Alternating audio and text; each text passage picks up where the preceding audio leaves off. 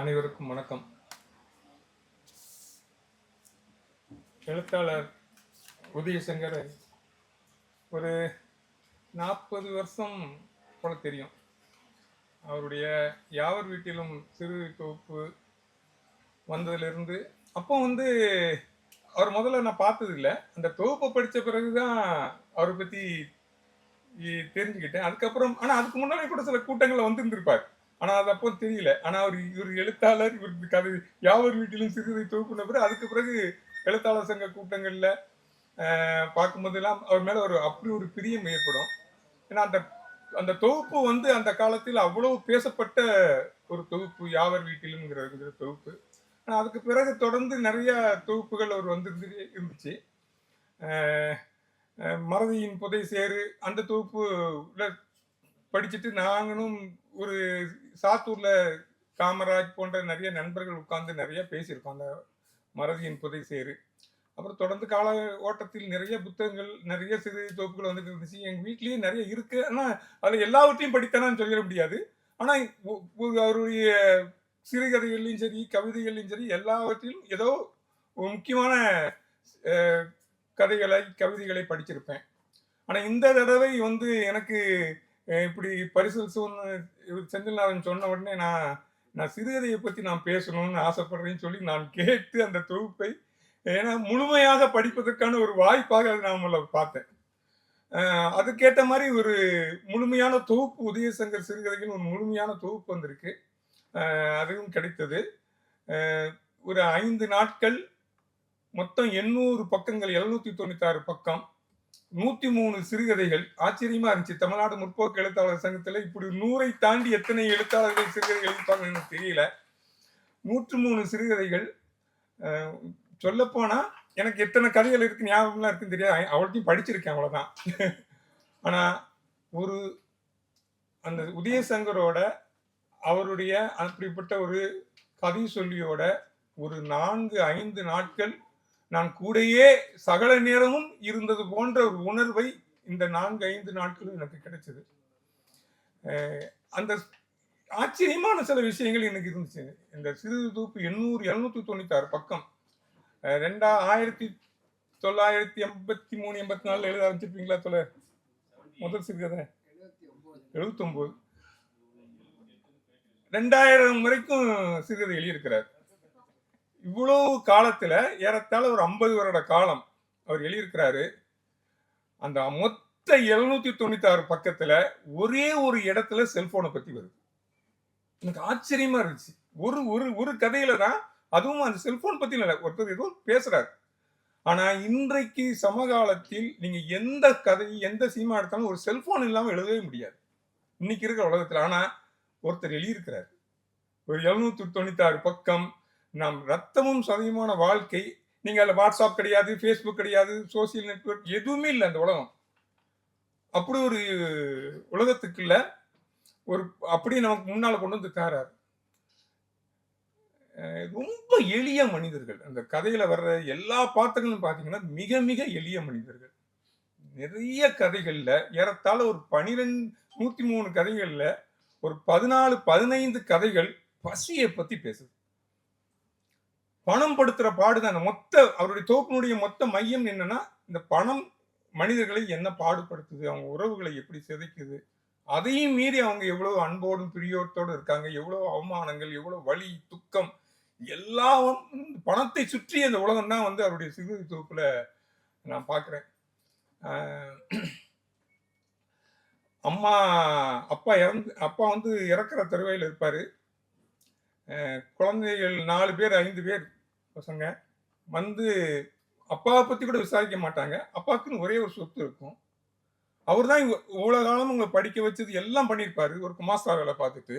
ஆனா அந்த ஒரு வீட்டில் அந்த வீட்டை பிரித்து தாங்கள் எடுத்துக்கொள்ள வேண்டும் என்கிற ஒரு துடிப்பு மட்டும்தான் அவங்க கிட்ட இருக்கும். அம்மாவுக்கும் அவங்களுக்கும் நிறைய உரையாடல் நடக்கும். அந்த கதையே அந்த உரையாடல் தான் நடந்துகிட்டே இருக்கும். 2 பேர் பக்கமும் ஒரு கடுமையான வாக்குவாதங்கள், வெறுப்பு எல்லாம் விழுந்துகிட்டே இருக்கும். நமக்கே அது படிக்கும்போது ரொம்ப கஷ்டமா இருக்கும். கடைசியில் நாங்கள் போறோம்ட்டு அவங்க 2 பசங்க எந்திப்பாங்க. அப்பாவும் அம்மாவும் தான் அந்த வீட்டில் இருப்பாங்க. போகும்போது அவ்வளவு கோவப்பட்டு அங்க எங்களுக்கு ஒண்ணுமே கிடையாது அப்படின்னு சத்தம் போட்டு எந்திரிச்சு போகும்போது கூட, "எப்பா ஒரு வாய் சாப்பிட்டுட்டு போங்க" அப்படின்னு அம்மா சொல்லுவாங்க. அதோட கதை முடியும். ஆனா அதுக்கு முன்னால ஒரு 5 பக்கங்களும் வந்து நமக்கு தாங்கவே முடியாது. அப்புறம் நெறைய கதைகள்ல வந்து கடன் ஏன்னா நான் அவ்வளோத்தையும் எனக்கு வந்து இந்த சிறுதை பத்தி புத்தகத்தை பத்தி பேசணும்னா 1 நாள், 2 நாள் வைத்து பேசலாம். ஆனா அவ்வளவு விஷயங்களும், அவ்வளவு அந்த சிறுகதை உலகத்துக்குள்ள ஒரு நெறைய வித்தைகள்லாம் நிறைய பண்ணியிருக்காரு. இது எல்லாவற்றையும் பேசணும்னா 1 நாள் கூட காணாது. ஆனா ஒரு 1/2 மணி நேரம் தான் எனக்கு கொடுக்கப்பட்டிருக்கு. இந்த 1/2 மணி நேரத்துக்கு கொஞ்சம் வேகமாக சில விஷயங்களை நான் வந்துட்டு சொல்லிட்டு ஒரு சின்ன அறிவு மாரி தான் உங்கள்ட்ட சொல்ல முடியும்னு நெனைக்கிறேன். இந்த கதைகள்ல கடன் கேட்கிற மனநிலையில ஒரு 7, 8 கதைகள் இருக்கு. கடன் குடுத்தவங்க மனநிலை. கொடுத்த கடனை எப்படி திருப்பி வாங்குவது? இந்த மனநிலையோடு பார்த்தீங்கன்னா, ஒரு 20 கதை இருக்கும். ஒரு 2 ஃப்ரெண்ட் சந்திப்பாங்க. ஒரு திருநெல்வேலியில. 2 பேரும் பேசிட்டு ரொம்ப நாள் கழிச்சு சந்திப்பாங்க. பேசிக்கிட்டே இருக்கும்போது, "கொஞ்சம் ஒரு இடத்துக்கு வா" அப்படின்னு கூட்டு போவாங்க. இவங்க வேற நெறைய விஷயங்கள் இன்னும் பாலிய கால சிநேகிதர்கள். நெறைய பேசிக்கிட்டே போவாங்க. அங்க போனா ஒரு ஆபீஸ் இருக்கும். ஆபீஸ்ல ஒருத்தர் இவர் நண்பருக்கு என்னன்னே தெரியாது. அவன பார்த்த அந்த ஆபீஸ்ல இருக்கிறவர பார்த்த உடனே 2 பேருமே வந்து ம் ஏன்டா இவனை பார்க்கிறோம், ஏன்டா இவன் வந்தாங்கிற மாரியே இருக்கும். மாறி மாறி பேசிக்கிடுவாங்க. பேசிக்கும்போது நான் தானே அம்மாவ பார்த்துட்டு இருக்கேன். இவ்வளவு செலவு வருது அப்படி இப்படி பேசிக்கிட்டே இருப்பாங்க. இந்த நண்பருக்கு யார் அவருன்னு அத கூட இன்ட்ரோடியூஸே பண்ண மாட்டாரு. புரியவே புரியாது. ஆனா 2 பேரும் சம்மந்தமில்லாத ஒரு இடத்துல இருந்துட்டோமோ, வெளியே போயிடலாமான்லாம் யோசிச்சுக்கிட்டு இருப்பாரு. அவங்க 2 பேரும் மாறி மாறி பேசிட்டு இருப்பாங்க. சரி என்ன அப்படிம்பா. கடைசில நீ ஒண்ணுமே தர மாட்டேங்கிற அப்படின்னு ஏதோ கடன் ஏதோ குடுத்து ஏதோ விவகாரம்ங்கிறது மட்டும் தெரிஞ்சிரும் இந்த நண்பருக்கு. உடனே அவரு கொஞ்ச நேரம் யோசிச்சுட்டு தர்ம சங்கடமா அப்படியே பார்த்துக்கிட்டே இருப்பாரு. அப்புறம் கொஞ்ச நேரம் கழிச்சு, இந்தான்ட்டு கொஞ்சம் பணத்த குடுப்பாப்புல. பணத்த வாங்குன பிறகு இவரு சொல்லுவாரு, "எங்க அண்ணன்" அப்படிம்பாப்புல. அந்த ஆபீஸ்ல இருக்கிறவரு, "எங்க அண்ணன்" அப்படிம்பாப்புல. அதுவரைக்கும் இன்ட்ரோடியூஸ் பண்ணியிருக்க மாட்டாப்புல. உடனே என்ன சொல்லணும்னு தெரியாது. அண்ணன்கிட்ட பேசினா தனியா பேசியிருக்கலாமே! அப்படிங்கிற மாரி ஒரு இதோட வெளிய வருவாப்புல. இன்னைக்கு நீ அவருக்கு தெரியாது. உன்ன கூட்டு வந்ததுனால தான் பணத்த குடுத்தான் அப்படிம்பாரு. அப்படியே ஒரு மாரி இந்த இதே இந்த துணுக்குறலும் இந்த வேதனை இருக்குல்ல, வலி இருக்குல்ல, இது மாரி ஒரு 10, 12 கதை இருக்கு. ஆனா விதவிதமான இடத்துல. ஒரு வீட்ல வந்து கடன் வசூலிக்கு இன்னைக்கு வருவாங்க அப்படின்னு சொல்லிருவாங்க. அந்த வீட்ல வந்து ஒரு 6, 7 பேர் இருப்பாங்க குழந்தைகளோட. ராத்திரி வந்துருவாங்க அப்படின்னு தெரிஞ்ச உடனே, ஒரு நாள் இரவு அந்த குடும்பம் முழுவதும் அதை எதிர்பார்த்து தூங்காம இருக்கும். ஒரு ஒரு இரவு முழுவதும் தூங்காம இருப்பாங்க. அப்படி ஒரு கதை.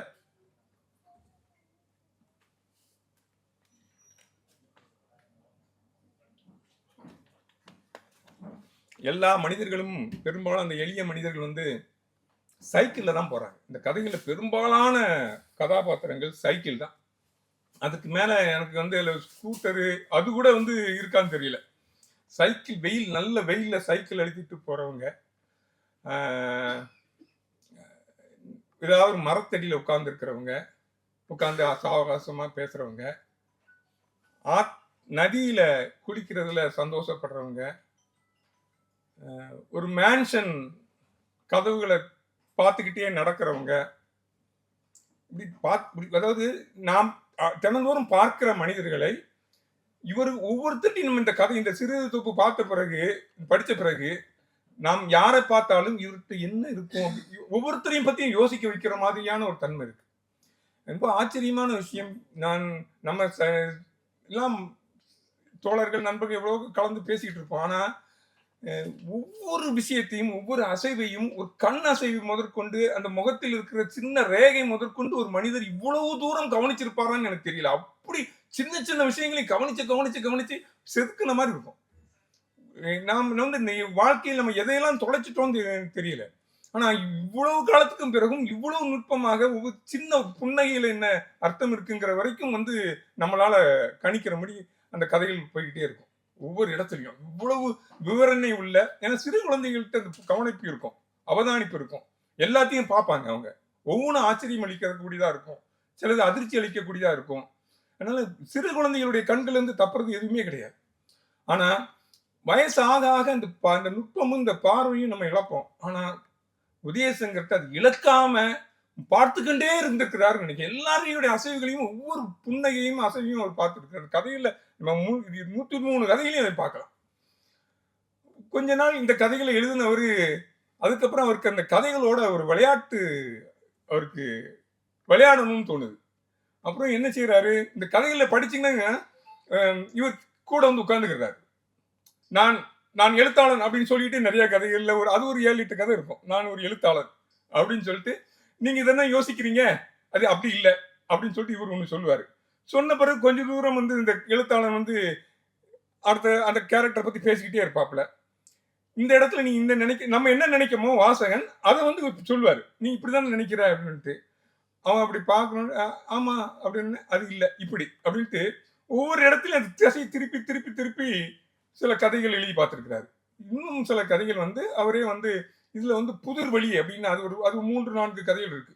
ஒரு கதை ஒரு விஷயத்தை சொல்லிட்டு இதற்கு 3 வழி இருக்கு சாத்தியங்கள். அந்த 3 சாத்தியங்களையும் நீங்க எப்படி சொல்ல போறீங்க அப்படின்னு சொல்லிட்டு ஒவ்வொருத்தட்டையும் கேட்கறது.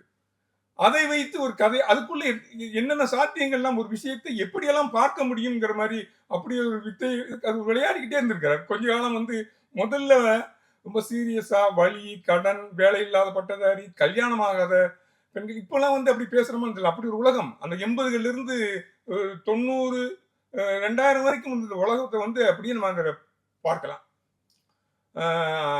அதுக்கு பிறகு அவர் வந்து கதைகளோடு விளையாட ஆரம்பிக்கிறார். இது ரொம்ப முக்கியமான ஆச்சரியமான விஷயம் என்னன்னா, ஒரு கதையை எப்படி எழுதியிருக்கிறாருன்னா, கதாசிரியனை பற்றி, அந்த எழுத்தாளரை பற்றி ஒரு கதை எழுதுறாரு. அந்த கதாபாத்திரமே ஒரு எழுத்தாளரை பற்றி கதை எழுதுது. அதுல ஒரு கேரக்டரு, அது ஒரு 4-5 கேரக்டர் இருக்கும். அது ஒரு கதாபாத்திரம் எழுதுகிற எழுத்தாளரை பத்தி எழுதுது. அது ஒரு கதை. இவ்வளவு சுவராசியங்கள் நிறைந்த ஒரு எழுத்தாளரை நம்ம தமிழ்நாடு முற்போக்கு எழுத்தாளர் சங்கத்தில் நம்ம வைத்திருக்கிறோம் என்பது நினைக்கும் போது எனக்கு பெரிய ஆச்சரியமா இருக்கு. கதை படிக்கிற பல நேரங்கள்ல வந்து அவர் போய் கட்டி பிடிக்கணும்னு எனக்கு ரொம்ப ஆசையா இருந்துச்சு. அவ்வளவு சின்ன சின்ன விஷயங்கள் மீதும் அவ்வளவு அக்கறையும் அன்பும். அவர் எழுதின கதைகள், பல கதைகள் இங்க சொல்லலாம். ஒவ்வொரு கதையும் நிறைய விஷயங்களை சொல்லிக்கொண்டே போகுது, நிறைய பார்வைகளை சொல்லிக்கொண்டே போகுது. அதுலயும் வந்து ஒவ்வொரு விஷயத்தை பார்க்கும். அவர் தெரிப்பு இருக்குல்ல, அவ்வளவு தெரிப்பு. பூங்காக்கள்ல நம்ம வந்து மரபெஞ்ச பார்த்திருப்போம். சாயங்காலம் ஆனா அதுல போய் உட்காருவோம். அந்த இடத்த ஒரு 2-3 வரியில சொல்றாரு. ஒரு வரியில சொல்றாரு, அந்த மொத்த அனுபவம் நமக்கு கிடைச்ச மாதிரி இருக்கும். ஒரு மாலை நேரத்து பூங்கால உட்கார போறதுக்கு சூடு ஆற துவங்கி இருந்த அந்த பெஞ்சில் உட்கார்ந்தான் அப்படின்னு எழுதுவார். சூடு ஆற துவங்கி சின்ன வரிதான். ஆனா அதுக்குள்ள நீங்க வந்து நம்ம எல்லாருக்குமே அந்த அனுபவம் கிடைச்சிருக்கும். ஏதோ இதுல உட்கார்ந்துருப்போம், கொஞ்சம் அப்படிதான் சூடு ஆறுன இது மாதிரி இருந்திருக்கும். அது இந்த நேரம், அதுக்கு ஒரு மனநிலை, இது எல்லாத்தையும் ஒரு சில வரிகள் கொடுத்துருது. ஒருத்தனுடைய கஷ்டத்தை வந்து சொல்லுவாரு. உண்மையிலேயே அவர் சொல்லுவாரு, உண்மையிலேயே அது கோல்டு பிளாக் சிகரெட் பாக்கெட். உண்மையிலேயே அது கோல்டு பிளாக் சிகரெட் பாக்கெட். அதில் உண்மையிலேயே கோல்டு பிளாக் சிகரெட்டுகள் இருந்தன அப்படின்னு எழுதியிருப்பார். இது வந்து சிகரெட் பிடிக்கும் நிறைய பேர் தெரியும். ஏதாவது வேற ஒரு சிகரெட் அவங்க பிராண்டு பிடிச்சிங்கன்னா அந்த விலைக்கு இல்லாத வேற சிகரெட்டை வாங்கி அந்த கொஞ்சம் விலை மதிப்புள்ள சிகரெட் பாக்கெட்டுக்குள்ள வச்சுக்கிட்டு அதை குடிப்பாங்க.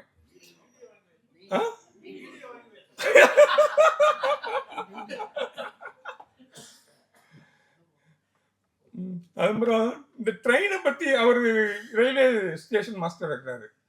இந்த ஸ்டேஷன்களை பத்தி ஒரு 10-12 கதை இருக்கு. நீங்க அவரோட உட்கார்ந்து இரவுல காட்டு வெளியில யாருமற்ற அந்த நேரத்துல, தண்டவாளங்கள் பளபளக்கிற அந்த நேரத்துல, அந்த பெஞ்சு உட்கார்ந்து அவரோட உட்கார்ந்துக்கிட்டு எதுக்க காட்டு பூச்சிகள் கத்துற அந்த இருட்டு வெளியை பார்த்து கொண்டே இருக்கிற மாதிரி இருக்கும். ஏன்னா அப்படி அவர் பல இடங்கள்ல வேலை பார்த்திருக்கிறாரு. அவரோட நான் வந்து நாங்க சாத்தூர்ல இருந்து லட்சுமிங்கன்னு நாங்கெல்லாம் போய் ஒரு நாள் குமாரபுரம் ரயில்வே ஸ்டேஷனுக்கு இரவுல போய் உட்கார்ந்து எல்லா ட்ரெயினும் போன பிறகு தண்டவாளத்தில் உட்காந்து கதையெல்லாம் பேசிட்டு இருந்திருக்கோம். அப்போ அப்படி ஒரு காட்டு பூச்சிகள் இருட்டு தான் இருக்கும்.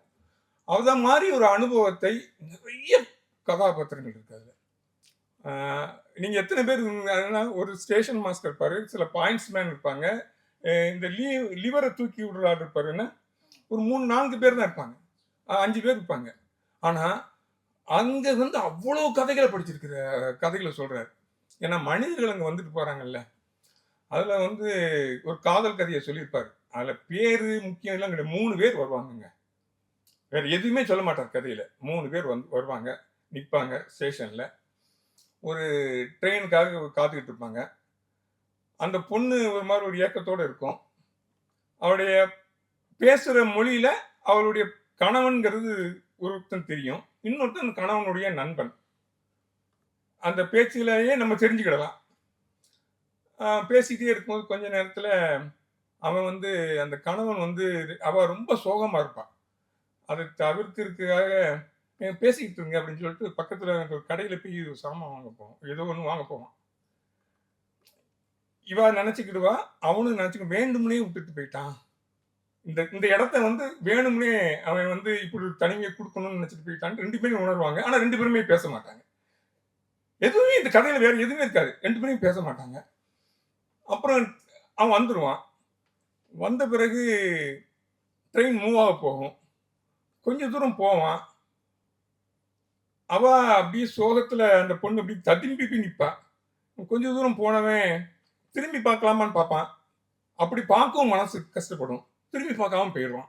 இவன் அழுதுகிட்டே இருப்பா. அவ்வளவுதான் கதை. அவ்வளவுதான் கதை. ஒரு பிரிவின் ஒரு பிரிவு கவிதை. ஆனா அந்த கதைக்குள்ள எது நிறைய சொல்லவே இல்லை. ஆனா சொல்லாத பல விஷயங்கள் ஓடிக்கிட்டே இருக்கும். அது மாதிரி ஜெயகாந்தனுடைய ரிஷிமூலம் மாதிரியான ஒரு கதையை வந்து ஒரு சிறுகதையை எழுதியிருக்கிறார். அது ஒரு பெரிய நாவல் எழுதியிருப்பார் ரிஷிமூலத்தை. அம்மா மேல இருக்கிற பிரேம் இருக்குல்ல, அதை ஒரு கதையில எழுதியிருப்பாரு. ரொம்ப பிரமாமான ஒரு கிளாசிக்கலான ஒரு ஸ்டோரி அது. சொல்லிக்கிட்டே இருக்கலாம். நீங்க ஒரு இன்னும் கொஞ்சம் விட்டு நான் வந்து நம்ம நிறைய கதைகளை சொல்லணும். அதுக்கான டைம் கிடையாதுங்கிறதுனால சொல்றேன். வேகமா பாஸ் பண்ணி போயிடுறேன். அப்புறம் இவருடைய கதைகள்ல வந்து இங்க ஒரு ஸ்டேஷன் மாஸ்டரா இருக்கிறாரு. ஆனா உலகம் தழுவிய அந்த மார்க்சிய பார்வை, ஒரு இடதுசாரி சிந்தனை இருக்குல்ல, அது பல கதைகள்ல நம்ம பார்க்க முடியும். அதே மாதிரி சமகால மிக முக்கியமான விஷயங்கள் எல்லாம் வந்து கதை எழுதுறாரு. ஈராக்ல வந்து புஷ் மேல வந்து ஒரு செய்தியாளர் பத்தி சந்திப்புல ஒருத்தர் வந்து ஷூவை எரிஞ்சாங்க. அந்த ஷூவை வச்சு ஒரு கதை எழுதியிருக்காரு. அது ஒரு சிறுகதை. அப்புறம் இந்தியா பாக பிரிவினையை வந்து இந்தியா பாகிஸ்தான் இந்த பிரிவினையை ஒட்டி 2 பக்கமும் கடுமையான சேதங்கள், உயிர் சேதங்கள், மிகப்பெரிய அளவுல வந்து மனித வதைகள்லாம் நடந்துச்சு. அது நம்ம வரலாறு படிச்சிருப்போம். அந்த வரலாற்றை பற்றி குமாரபுரம் ரயில்வே ஸ்டேஷன்ங்கிற கதையிலேயே வந்து அந்த மொத்த பிரிவினையும் அங்க ஒரு ஸ்டேஷன்ல வந்து சொல்ற மாதிரி அந்த ஒரு நள்ளிரவில் சுதந்திரம்னு ஒரு புக்கை படிப்பாரு. படிச்சுட்டு அந்த அந்த புஸ்தகத்துல இருந்து நிறைய வரும் அந்த ஸ்டேஷன் ஃபுல்லா. அது ஒரு மாதிரி படிவமா எழுதியிருப்பாரு. அது ஒரு பிரமாதமான கதை. மலக்குழியில இறங்கி இறந்து போகிற அந்த நம் சமகாலத்து மிகப்பெரிய கொடூரத்தை பற்றி 2 கதை எழுதியிருக்கிறாரு.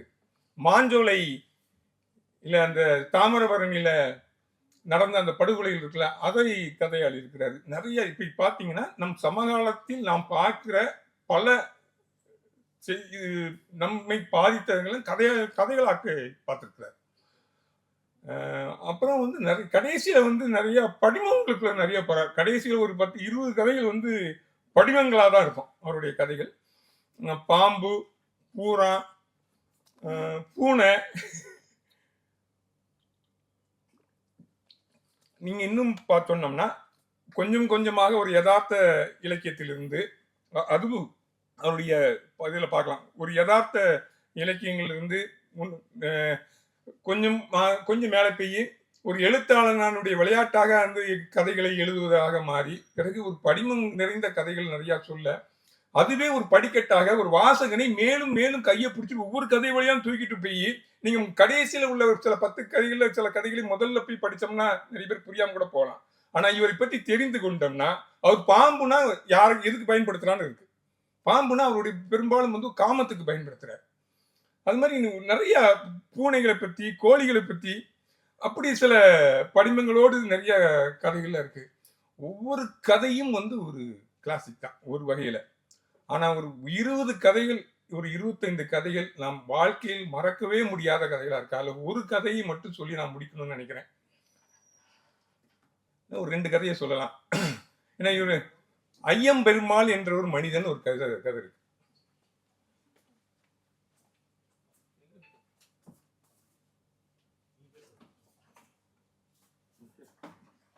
இந்த ஐயம்பெருமாள் என்ற மனிதன்னா 2 பேர் வந்து நண்பர்கள். அந்த நண்பர்கள் வந்து வேற யார், இவர் பெரும்பாலும் வந்து அப்பணசாமி, நம்ம எழுத்தாளர்களையே வந்து நண்பர்கள் பேரை வச்சிருக்கிறாரு. சாரதி பல இடங்கள்ல வருவாரு, அப்பணசாமி வருவாரு, நிறைய பேர் வருவாரு, பாலு தோழர் வருவாரு, இது மாதிரி பல தோழர்கள் வருவாங்க. அந்த இவர் 2 நண்பர்கள் வந்து பெரும்பாலும் அந்த நேரங்கள்ல வந்து சாயங்காலங்கள்ல டீ கடையில சந்திப்போம். ஏன்னா இப்போ இத்தனை பேர் நம்ம வந்து தினந்தோறும் டீ கடையில சந்திக்கலாம் கிடையாது. நம்ம வீடுகளுக்கு போயிடுறோம், அப்புறம் வாட்ஸ்அப்ல உட்காந்துக்கிறோம், இல்லை ஃபேஸ்புக்ல உட்காந்துக்கிறோம். இப்படி நண்பர்கள் ஒரு இடத்துல உட்காந்து சந்திக்கிறதுங்கிறதுலாம் 80, 90கள்ல நடந்தது. அது தினந்தோறும் ஆபீஸ் போயிட்டு வரும்போது ஒரு டீ கடையில் நின்று சாரதியும் இவரும் கொஞ்ச நேரம் பேசுறது. அப்போ வந்து பழைய பாலிய காலங்கள் விஷயங்கள், பல சமகால விஷயங்கள் கொஞ்ச நேரம் பேசிட்டு, அப்படி பேசினாலும் அன்னைக்கு கொஞ்சம் திருப்தியா இருக்க மாதிரி இருக்கும். ஏதோ ஒன்று பேசிட்டு அப்புறம் கொஞ்சம் இல்லைன்னா பக்கத்துல ஒரு பூங்கா இருக்கும், பூங்கால போய் உட்காந்து நேரம் பேசுவாங்க. அப்புறம் வீட்டுக்கு 2 பேரும் போவாங்க. இப்படி வாடிக்கையா இருக்கும், வழக்கமா இருக்கும். அப்படி ஒரு நாள் அவங்க ஒரு பக்கத்துல ஒரு டீ கடையில போய் நின்றுட்டு அவரு வந்துகிட்டு இருப்பாரு, ஒரு பீடியோ சிகரெட் வாங்கிட்டு. இவர் பார்த்துட்டு இருக்கும்போது வெறும் ஓலையில சுருட்டி கொஞ்சம் பூக்களை போட்டு ஒரு இறந்து போன ஒரு மனிதரை ஒரு கொஞ்சம் 4-5 பேர் தூக்கிட்டு போவாங்க. வெறும் ஓலையில சுருட்டி கொண்டுட்டு போவாங்க. இவர் பார்த்துட்டு இருக்கிறவருக்கு கஷ்டமா இருக்கும். ஏன்னா இந்த மரணத்தை பார்க்கறதே வந்து இந்த மாதிரி இதெல்லாம் பார்க்கறதே ரொம்ப சங்கடப்பட வைக்கும். அதனால அதை பத்தி யோசிக்கிறதுக்கே இவருக்கு ரொம்ப கஷ்டமா இருக்கும். அந்த நேரத்துல சாரதி பக்கத்துல வந்துருவார். வந்தவர் யாரு தெரியுதா அப்படின்பாரு. இவர் யாரு ஒன்றும் தெரியும்படி பார்ப்பாரு. ஐயம்பெருமாள் அப்படின்னோடனே இவருக்கு ஷாக் ஆயிரும். ஏன்னா இவங்களுக்கு 2 பேருக்குமே ஐயம்பெருமாள் சின்ன வயசுல இருந்தே தெரியும். அந்த ஐயம்பெருமாள் வந்து பயங்கரமான ஒரு கொடூரமான மனுஷனா இருப்பார். அது சின்ன பசங்களை கண்ட கழுத்துக்கு எறிஞ்சு விரட்டிக்கிட்டே இருப்பார். சின்ன பசங்க யாரையும், ஏன்னா அவங்க மேல கொஞ்சம் கூட அன்பே இருக்காது. யாரை பார்த்தாலும் சின்ன பசங்களை விரட்டி விரட்டி விடுவாரு. அவர் பக்கத்துல போவே எல்லாரும் பயப்படுவாங்க. ஆனா அவருடைய வீட்டுக்காரம்மா, அவங்க மனைவி வந்து ரொம்ப பிரியமா, குழந்தைகள் எல்லாத்தையுமே ரொம்ப ரொம்ப சாந்தமா இருப்பாங்க. எல்லாருக்கூடயும் குழந்தைகள் கூட விளையாடுவாங்க. இந்த பசங்களுக்கெல்லாம் அவங்கள பிடிக்கும். அவங்க வந்து தீப்பெட்டி ஆஃபீஸ்லேருந்து இந்த தீப்பெட்டி ஒட்டிக்கிட்டே இருப்பாங்க. இவங்களும் போய் அவங்களுக்கெல்லாம் கொஞ்சம் ஹெல்ப் பண்ணுவாங்க. ஹெல்ப் பண்ணா புளியமுத்து கொடுப்பாங்க. இந்த புளியமுத்து வச்சு அந்த தெருல போட்டு விளையாடுவாங்க. அந்த விளையாட்டுக்காக புளியமுத்தெல்லாம் கொடுப்பாங்க. இவங்களுக்கு அந்த அக்காவை ரொம்ப பிடிச்சி போகும் இவங்களுக்கு. ஆனா இவனை பார்த்தா அவங்க திருச்சி ஓடிடுவாங்க. இவர் கூட அந்த அம்மா கூட இவங்க பேசிட்டு இருந்தா அவர் வந்தாருன்னா அவங்களுக்கும் அடி விழும். இந்த பசங்க கூட எல்லாம் போய் பேசிட்டு இருக்க, இந்த பசங்க திருட்டு பசங்க ஏதாவது தூக்கிட்டு போயிடுவாங்க. எல்லாரும் திருடன் அப்படி இப்படிதான் பேசிட்டு இருப்பாரு. அப்படி அந்த அவரு அப்படியே இந்த சாரதி சொல்றாரு, இந்த 2 மாறி மாறி பேசிட்டு இருக்கும்போது பேசுறது இருந்து அந்த கதைகள் கிடைக்கும். அவர் வந்து அதை விட அந்த குழாயில ஒரு ஒரு கவர்மெண்ட் அடிக்குழாயில தண்ணி வரும். அப்போ இந்த அடிக்குழாய் அடிக்கிறதுல அந்த தண்ணி எடுக்கிறதுக்கு காசு வசூல் பண்ணுவார். 5 பைசா 10 பைசான்னு ஒவ்வொரு குடத்துக்கும் வசூல் பண்ணுவார் அவர். அது அதுலயும் அங்கேயும் போய் நின்றுகிட்டு கடுமையான சண்டித்தனம் பண்ணுவார். அதையெல்லாம் பேசிட்டு இருப்பாங்க. பேசிட்டு இருந்துட்டு கடைசி வரைக்கும் இப்படி ஆகிட்டாரே, அந்த அந்த ஊரே வந்து அவர் மேல சாபம் போடும். அதனால வசதியாக தான் இருப்பாரு. அந்த ஊரே அவரை வந்து சபிக்கும். யார் கூடயும் பிரியமாலாம் பேசவே மாட்டார். இந்த 2 பேரும் அவரை பத்தி பேசிட்டு அப்பதான் அவர் சொல்வாரு, கடைசியில் இப்படி ஆகி போச்சுன்னு அவருக்கு நேர்ந்த ஒரு துயரத்தை பேசுவாங்க. அவருக்கு எல்லாத்தையும் தூக்கிட்டு அது இருக்கிற நகைகள் பணத்தெல்லாம் எடுத்துட்டு அவர் கெட்டின அந்த அவர் மனைவி வந்து பால் ஊத்துற மாடசாமிங்கிறவங்க கூட ஓடி போயிடுவாங்க. எங்கேயோ ஒரு நாள் காணாம போயிடுவாங்க. அந்த ஊரே அது கொண்டாடும். ஏன்னா யாரும் வந்து இது பண்ண மாட்டாங்க. நல்லவளை தூக்கிட்டு போனவன், சங்கடப்பட்டு நாசமா போனவன், அப்படி இப்படின்ட்டு இவங்கெல்லாம் வந்துட்டு அவனை போட்டு சபிச்சுக்கிட்டு இருப்பாங்க. இவங்களுக்கும் அது ஒரு ஏற்ற முடிவாகத்தான் அவனை பத்தி தெரியும். அப்போ இவர் சொல்லுவார், அதுக்கப்புறம் நான் ஒரு தடவை பார்த்தேன் அவரை. அந்த அந்த மனைவி போன பிறகு ரொம்ப நாள் கழிச்சு அப்புறம் இவங்க டிரான்ஸ்ஃபர் ஆகி வேற வேற ஊருக்கு போயிடுவாங்க. போன பிறகு ஒரு நாள் வரும்போது ஒரு கோயிலுக்கு போயிருப்பாங்க. இவங்களுக்கு கல்யாணம் ஆயிருக்கும். கல்யாணம் மனைவி கூட்டிட்டு கோயிலுக்கு போயிருப்பாங்க. கோயிலுக்கு போயிட்டு வெளியே வரும்போது இந்த தேங்காவை உடைச்சி செதற தேங்காய் எறிவாங்க. அந்த செதற தேங்காய் எறிவும் நிறைய பசங்க நின்று ஓடி வந்து அந்த தேங்காயை எடுப்பாங்க. அதோட அந்த ஐயம்பெருமாள் நிற்பார் அந்த பசங்களை விரட்டி விட்டுக்கிட்டு ஓடி வந்து தேங்காய் எடுப்பார். கந்த கோலமா ரொம்ப பரிதாபமான ஒரு நிலைமையில இருப்பார். அப்படியும் நான் அவரை பார்த்தேன் அப்படின்ட்டு சொல்லுவாப்புல. 2 பேரும் மாறி மாறி பேசிக்கிட்டு அன்னைக்கு பிரிஞ்சுருவாங்க. அந்த அன்னைக்கு தான் அவர் இறந்து போனதை பார்த்துருப்பாங்க. பேசிட்டு பிரிஞ்சுருவாங்க. திருப்பி 2 நாள் கழிச்சு சந்திச்சு பேசும்போது சாரதி சொல்லுவாங்க, ஐயம்பெருமாளை பற்றி இன்னொரு விஷயம் கேள்விப்பட்டேன் அப்படின்னு சொல்லுவார். என்னன்னு கேட்பாரு. அவர் கடைசியில் அவர் மனைவி காணாமல் போனது அவர் வந்து இந்த ஊரை விட்டு தேடி தேடி அலைஞ்சிருக்காரு. மனைவி எப்படியாவது பார்க்கணும், அவர்கிட்ட ஒரு 4 கேள்வி கேட்கணும் அப்படின்னு தேடி அலைஞ்சிருக்காரு. கடைசியில் கமுதி பக்கத்தில் எங்கேயோ ஒரு ஹோட்டலில் எங்கேயோ இருக்காங்க அப்படின்னு கேள்விப்பட்டோன்னே அவங்க போயிருக்காரு. அங்கே போனால் அவங்க மாடசாமியை கல்யாணம் பண்ணி அவங்களுக்கு 2 குழந்தைகள், பெண் குழந்தைகள், பெரிய குழந்தைகள்லாம் இருந்துருக்காங்க. இவர் போகிறாரு. அந்த குழந்தைகள் மூத்தவ விளையாடிக்கிட்டு இருந்திருக்கா. இவருடைய ஒய்ஃபு வெளியே வரமாட்டேன்ட்டாங்க. இவர் வெளியே நின்றுட்டு இருக்கிறாரு. உடனே மூத்த மகளை கூப்பிட்டு அவங்க மனைவி இவர்கிட்ட இருந்து எடுத்துட்டு போன எல்லா நகையையும் கொஞ்சம் பணத்தையும் எல்லாத்தையும் சின்னதாக கட்டி அவர்கிட்ட கொடுத்து அனுப்பி விட்டுரு அப்படின்ட்டு அந்த மூத்த மகிட்ட கொடுக்குறாங்க. அந்த மூத்த மகா வந்து நகை இதெல்லாம் வந்து கையில் வந்து கொடுக்குறாங்க. அவர் கொஞ்ச நேரம் அப்படியே பார்த்துட்டு இருந்துட்டு அந்த நகையை எடுத்து அந்த 2 மகள்களுக்கும் ஒன்று ஒன்றா போட்டு பார்க்குறாரு. 2 குழந்தைகளுக்கும் நகையெல்லாம் போட்டுட்டு அந்த 2 குழந்தைய கட்டி பிடிச்சி அழுகிறார். அது வரைக்கும் அமைதியாக இருந்த அந்த ஜன்னல்ல இருந்து ஒரு விசும்பல் சத்தம் கேட்குது. அப்படி கட்டி பிடிச்சிட்டு அப்படியே திரும்பி போயிடுறார் ஐயம்பெருமாள். இப்படி ஒரு ஐயம்பெருமாளை இவங்க யோசிச்சதே கிடையாது. 2 பேரும் அன்னைக்கு மிகுந்த துயரத்தோடு அந்த மனிதனுக்கு வந்து இறுதி 5 சிலத்த மாதிரி ஒரு மௌனத்தோடு உட்கார்ந்துருக்காங்க. இதுதான் கதை. இந்த கதையை படிச்சுட்டு மீளவே முடியல. இவ்வளவு நிறைய பேரை வந்து பார்க்கிறோம். அவங்க கிட்ட இருக்கிற இயல்புகளில் வந்து நமக்கு பிடிக்காம கூட போயிடலாம். ஆனா அந்த மனிதர்கள் ஏதோ ஒரு இடத்துல உடஞ்சி போறாங்க. இந்த கதைகளில் எல்லா இடங்களிலுமே வைராக்கியம் நிறைந்த மனிதர்களாக இருப்பாங்க. வருவதை எதிர்கொள்வதற்கான இதாக தான் இருப்பாங்க. ஆனால் எல்லா இடங்களிலும் அவர்கள் உடைந்தோ ஏதோ மாறி இருப்பாங்க இன்னொரு காலகட்டத்தில். இப்படி மனிதர்கள் அந்த உடைகிற இடங்களை, அந்த நொறுங்கி போற இடத்த இந்த கதைகள் ஃபுல்லா பதிவு பண்ணி வச்சிருக்கிறார். ஒரு 103 கதைகள், ஒரு 800 பக்கம், முழுக்க ஒரு நாம் சுற்றி இருக்கக்கூடிய மனிதர்களுடைய வாழ்க்கையினுடைய தொகுப்பு மாதிரி அவருடைய கதை தொகுப்பு இருக்கு. அவரை பற்றி இன்னொன்று சொல்லி முடிக்கணும்னு நினைக்கிறேன். நல்ல அவர்களுடைய கவிதை ஒன்று இருக்கும். அவர் இந்த டீகளை பற்றி நிறைய கதைகள் எழுதி, ஒரு 2 கதைகள் இருக்கு. கவிதையிலையும் டீயை பற்றி நிறைய எழுதுவார். ஒரு எல்லையில நின்றுக்கிட்டு உனக்கும் அவனுக்கும் வேறு மொழி, உனக்கும் எனக்கும் ஒன்றும் இல்லை, பாஷை வேற, உன் மொழி வேற, அதனால் என்ன 2 பேரும் ஒரு டீ அருந்துவோம் அப்படின்ட்டு ஒரு கவிதை எழுதியிருப்பார். இந்த கதையெல்லாம் படித்து முடிக்கும்போது எனக்கு ஒரு டீயை உட்கார்ந்து ரசிச்சு ஒவ்வொரு துளியையும் ரசிச்சு உதயசங்கர் குடிச்சுக்கிட்டு இருக்கிற மாதிரி எனக்கு தோணுது. அது அவமானமா இருக்கலாம், வலியா இருக்கலாம், துயரமா இருக்கலாம், கோபமா இருக்கலாம், எல்லா துளிகளையும் அப்படி ரசிச்சு குடிச்சு அதை உள்வாங்கி கொண்டு ஒரு மனிதராக, ஒரு எழுத்தாளராக நான் அவரை பார்க்கிறேன்.